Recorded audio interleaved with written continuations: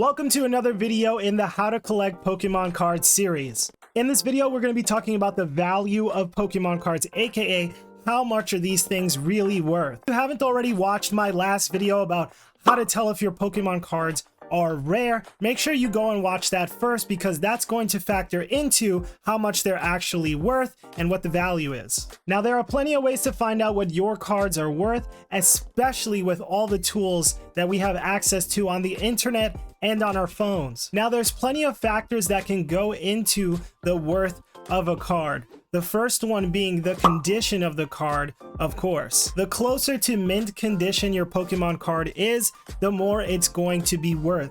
If it's highly played or it's highly damaged on the card, it's going to be worth much less. The next thing, of course, being the rarity, like I spoke about in my last video. What rarity is the card? And not just the rarity, but how many of those cards are actually printed? How many of those cards are actually in existence right now? Of course, how the artwork looks itself can also play a factor. If it has a beautiful and popular artwork on the card, or maybe it's a popular Pokemon or trainer that stands the test of time, the card may be worth more. And then, of course, there's things like playability. For those of you that just collect Pokemon TCG but don't actually play the game, you might be missing out on this part of the formula. If it is a card that is playable in the standard format and is meta, the price of that card will stay much higher than the value of a card that's less playable and not as desirable. The good and bad news is if you love these cards but you can't afford them because they're so playable, because of the artwork, because of the rarity, eventually they will be cycled out of the standard playable cards, so the price inevitably will go down. Now, as I stated before, one of the easiest ways to check the price of your cards is on the internet. I use websites like TCG Player, eBay, or even PSA if you're going to check out graded cards, which I'll talk about in another video. TCG Player right now is probably the best way to look up your Pokemon cards, as they have a huge database. All you have to do is type in the card's name, make sure it's the right set and the right number, and it will tell you the market value. It'll tell you what it looks like as a reverse holo maybe, or a bad condition or near mint condition. You can check that all out on TCG Player. They also have an app that you can download straight to your phone, which is really convenient.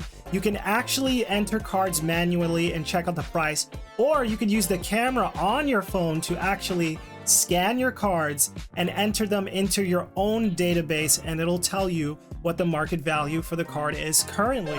So that's right, you can actually archive your entire collection if you wanted to into your phone using the TCG Player app. I think that's pretty awesome. I think TCG Player is the best place for you to check out prices, but also you can check out others to try to cross-reference and make sure everything lines up, but usually everything's around the same price. You can also check out amazing websites like Justin Basil, where you can find out what cards are meta right now, what decks people are using in real time to compete and win competitions, and you can see just why these cards cost so much. It's also a great tool that I started using myself when I first started competing and learning to play Pokemon. It just helps to know which cards are the ones you just gotta have. Now, if you have a few rare cards that you think are in decent condition and can be worth a lot, there's something you can do to actually raise the value of those cards, and that is getting your cards graded.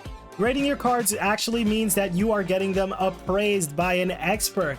They take your cards and they assess them to see what condition they're in, if they are legit, and they will seal them in a case and give it a number, usually from 1 to 10, to let you know what condition it is and how much it's actually worth, how much the value it actually holds. I won't get further into grading because that's a topic for the next video, and I hope you enjoyed. I hope you guys use these tools to maybe figure out how much your cards are potentially worth, or maybe just use the website to order some cool cards for yourself. I'll see you on the next video, Wolfpack. Don't forget to like and subscribe. Peace out.